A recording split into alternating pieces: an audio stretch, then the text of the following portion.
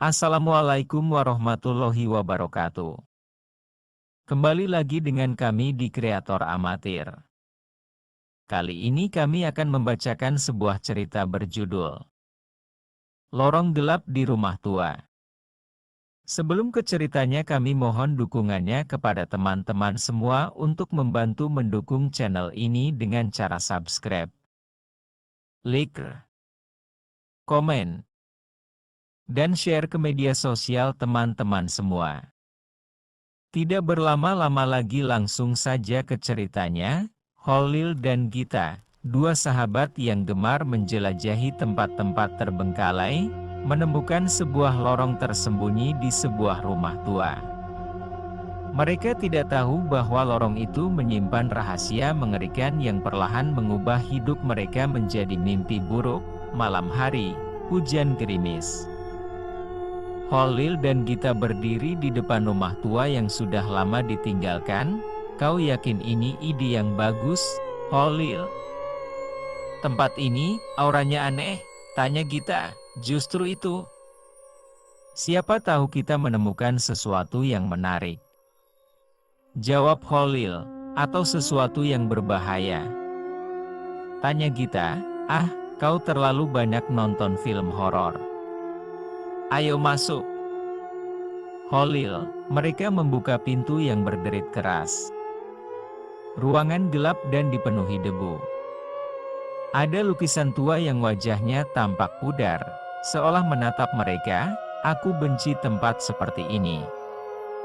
Rasanya seperti ada yang mengawasi, kata Gita. Hanya imajinasimu.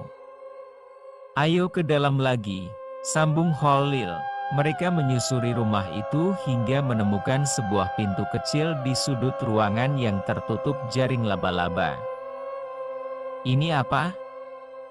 Tanya Khalil, menarik pegangan pintu, tapi terkunci. Mungkin gudang, jawab Gita. Atau jalan ke dunia lain? Tanya Khalil, tertawa, tapi mendengar suara aneh dari balik pintu. Suara lirih. Pergilah. Mereka saling pandang dengan wajah tegang.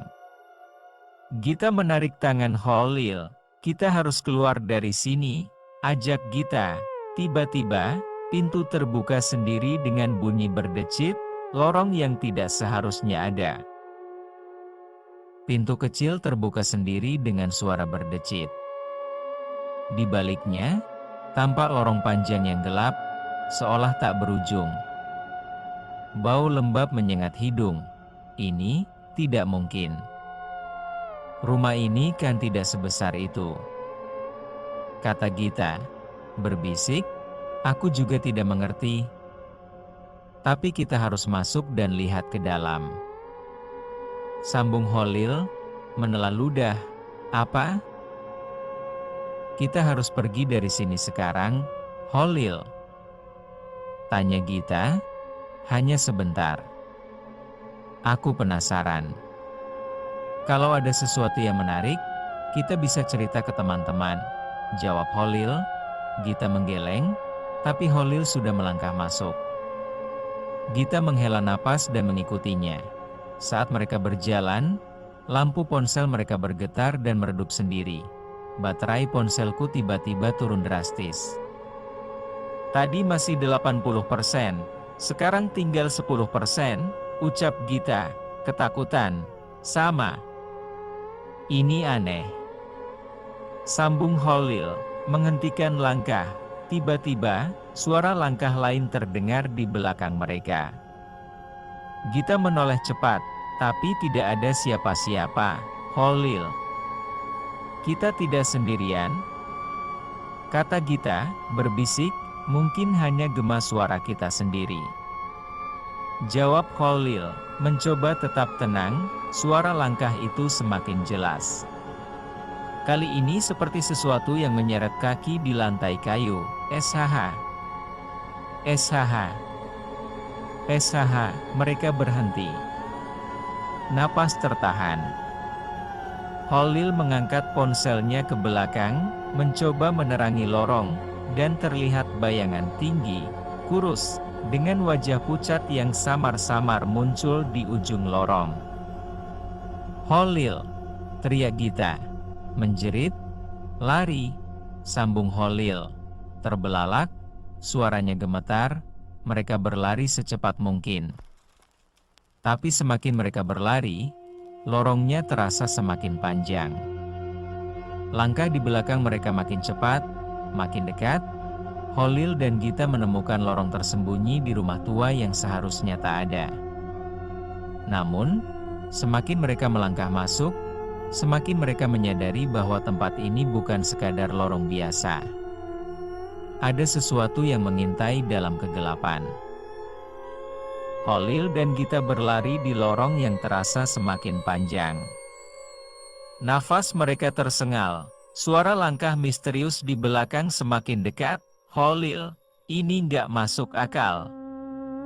Kenapa lorong ini nggak ada ujungnya?" tanya Gita, panik. "Aku nggak tahu." "Tapi kita harus terus lari," jawab Holil, menoleh ke belakang. Tiba-tiba, lampu ponsel Holil berkedip-kedip, lalu mati total. Gelap. Suara langkah di belakang mereka berhenti. "Apa dia masih di sana?" tanya Gita, berbisik. Aku nggak tahu," jawab Holil, menggigit bibir, berusaha tetap tenang, hening. Napas mereka satu-satunya yang terdengar. Gita mengangkat ponselnya, meski cahayanya redup. Perlahan, ia mengarahkan lampu ke belakang. Lampu bergetar. Lalu menangkap sosok yang berdiri hanya beberapa meter di belakang mereka. Sosok itu tinggi, kurus, dengan tangan yang lebih panjang dari manusia biasa. Wajahnya pucat seperti mayat, dan matanya kosong. "Hitam pekat, kalian tidak seharusnya ada di sini."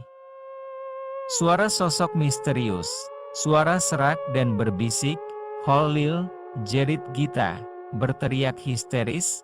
Mereka berlari lagi, tapi tiba-tiba Gita tersandung dan jatuh. "Gita!" teriak Holil. Berbalik, Holil mencoba menarik tangan Gita, tapi sosok itu kini semakin dekat. Jemarinya yang panjang terulur, nyaris menyentuh kaki Gita. "Tolong, Holil!" suara Gita, menangis. Dalam kepanikan, Holil melihat sesuatu di dinding lorong, sebuah ukiran aneh dengan simbol lingkaran. Tanpa berpikir panjang, dia menekan ukiran itu dengan tangannya. Duar! Tiba-tiba, suara gemuruh menggema. Lorong mulai bergetar. Angin kencang bertiup dari dalam gelap, menerbangkan debu dan membuat sosok itu terdorong ke belakang. "Tidak!" suara sosok misterius menjerit dengan suara mengerikan. Flash, mendadak, semuanya kembali sunyi. Cahaya ponsel Gita menyala lagi. Dan mereka kini berada di dalam rumah tua, tepat di ruangan tempat mereka masuk pertama kali. Kita selamat?" tanya Gita, terengah-engah. "Aku nggak tahu. Tapi kita harus keluar dari sini sekarang juga," jawab Holil. Memandang sekeliling, mereka segera berlari keluar rumah. Saat menoleh ke belakang, mereka melihat lorong itu sudah tidak ada lagi. Tapi sebelum mereka bisa merasa lega, sebuah suara berbisik di telinga mereka, pelan namun jelas, "Aku belum selesai dengan kalian," ujar suara bisikan. Setelah berhasil keluar dari lorong misterius di rumah tua, Holil dan Gita berpikir semuanya sudah berakhir. Tapi bisikan terakhir itu membuat mereka sadar. Sesuatu telah ikut keluar bersama mereka malam hari. Holil duduk di kamar, menatap ponselnya dengan gelisah.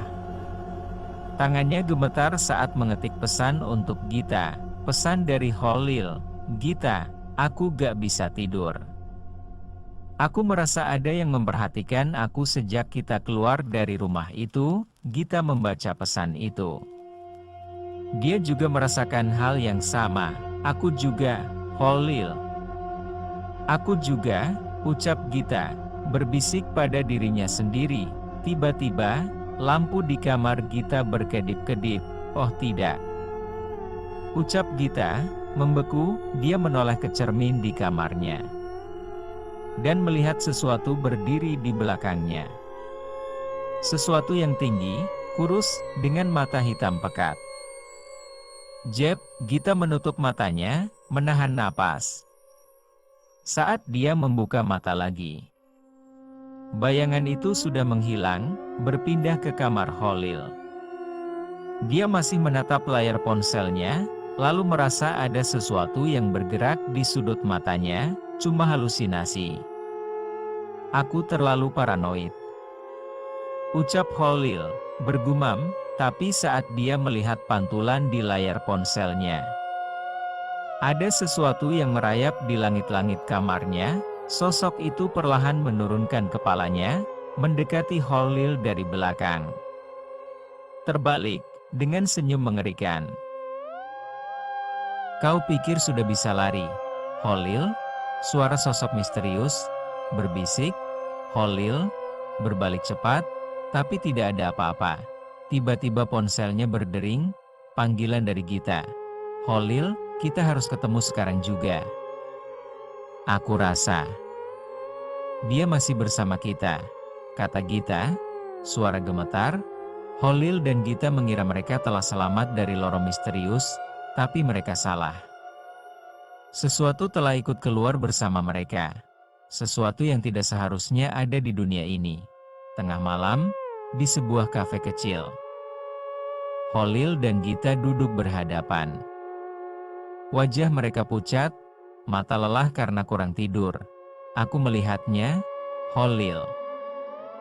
Dia ada di kamarku tadi. Ujar Gita, menggigit bibir, berbisik, aku juga. Dia ada di langit-langit kamarku. Berbisik di telingaku. Jawab Holil, mengusap wajah, suaranya serak. Apa yang harus kita lakukan? Aku gak tahan lagi. Aku takut tidur. Tanya Gita. Terisak, tiba-tiba, ponsel Gita bergetar. Notifikasi dari nomor tak dikenal. Pesan baru, jangan melihat ke belakang, Holil. Aku baru saja dapat pesan dari nomor tak dikenal. Ujar Gita, membeku. Apa isinya?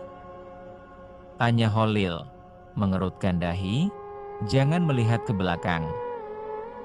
Jawab Gita, membaca dengan suara pelan. Mereka saling berpandangan. Merinding. Perlahan, Holil mengangkat ponselnya untuk melihat pantulan di layar.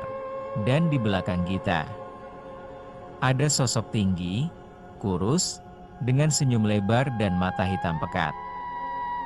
Gita, jangan bergerak. Bisik Holil, membatu, napas tercekat. Dia di belakangku, ya. Tanya Gita, gemetar. Sosok itu mendekat, membisikkan sesuatu di telinga Gita. Sudah kubilang. Aku belum selesai dengan kalian. Suara sosok misterius, suara berbisik, mengerikan. Lampu kafe tiba-tiba berkedip-kedip. Suhu ruangan turun drastis. Para pelanggan lain tampaknya tidak menyadari apapun. Holil, tolong aku. Ujar Gita, memejamkan mata, air mata menetes.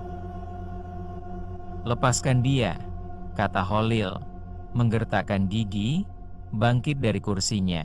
Seketika, lampu padam. Semua menjadi gelap saat lampu menyala kembali. Gita menghilang. Gita? Gita di mana? Tanya Holil, terengah-engah, melihat sekeliling. Ponselnya kembali bergetar. Pesan baru masuk. Pesan dari Gita, Holil, aku ada di lorong lagi. Tolong. Holil dan Gita mengira mereka sudah lepas dari teror lorong misterius, tapi mereka salah. Sesuatu mengikutinya keluar. Dan sekarang, Gita telah menghilang. Pesan terakhir darinya membuat Holil sadar. Gita kembali ke lorong itu. Tapi bagaimana? Malam hari, hujan deras. Holil berdiri di depan rumah tua tempat semuanya dimulai. Tangannya gemetar saat menggenggam ponselnya. Pesan terakhir dari Gita, Holil. Aku ada di lorong lagi. Tolong, aku akan menolongmu, Gita.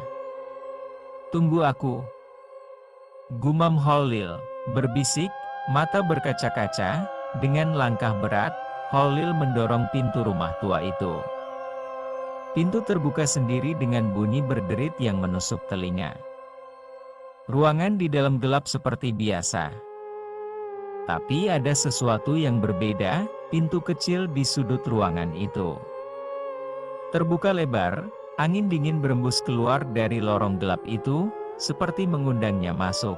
Baiklah. Ini gila. Tapi aku tidak akan meninggalkan Gita. Ujar Holil, menelan ludah, mengambil napas dalam, dia melangkah masuk ke lorong. Dan pintu di belakangnya langsung tertutup dengan keras. Duar, sial. Tidak ada jalan keluar lagi, kata Holil, terperanjat, berbalik, berpindah ke dalam lorong. Kali ini, lorongnya terasa lebih panjang, lebih gelap, dan lebih hidup. Dindingnya seperti berdenyut, seolah bernapas. Di kejauhan, terdengar suara tangisan lemah. Holil. Tolong. Gumam Gita, dari dalam kegelapan, suaranya lirih. Gita. Aku di sini. Tetap di tempatmu, aku akan mencari, kata Holil, menjerit. Tiba-tiba, suara itu berubah. Atau mungkin aku yang akan menemukanmu? Tanya Gita. Suara pelan, mengerikan, suara tawa pelan terdengar, bercampur dengan bisikan-bisikan dari dinding lorong. Bukan. Itu bukan Gita, gumam Holil, mundur selangkah, merasakan bulu kuduknya berdiri, tapi terlambat. Dari kegelapan, sesuatu merangkak keluar dengan cepat. Dengan wajah yang sangat familiar, Gita. Atau sesuatu yang menyerupainya. Tapi matanya kosong, hitam pekat, dan senyumnya terlalu lebar. Kenapa kau datang, Holil? Aku sudah menjadi bagian dari lorong ini, kata sosok Gita, berbisik dengan suara berlapis. Tidak. Kau bukan Gita. Kembalikan dia, teriak Holil, bergetar. Air matanya jatuh, sosok itu mendekat, tertawa kecil. Lalu tiba-tiba berhenti, hening. Sunyi yang mencekam. Tiba-tiba, sesuatu mencengkeram pergelangan tangan Holil dari dalam kegelapan. Jemari dingin, kurus, dan penuh luka. Jeb, Holil. Aku di sini, kata suara asli Gita. Dari dalam lorong, berbisik, bersambung. Terima kasih untuk teman-teman semua yang sudah menonton video ini dan mendengarkan cerita ini. Wabillahi taufiq wal hidayah. Wassalamualaikum warahmatullahi wabarakatuh.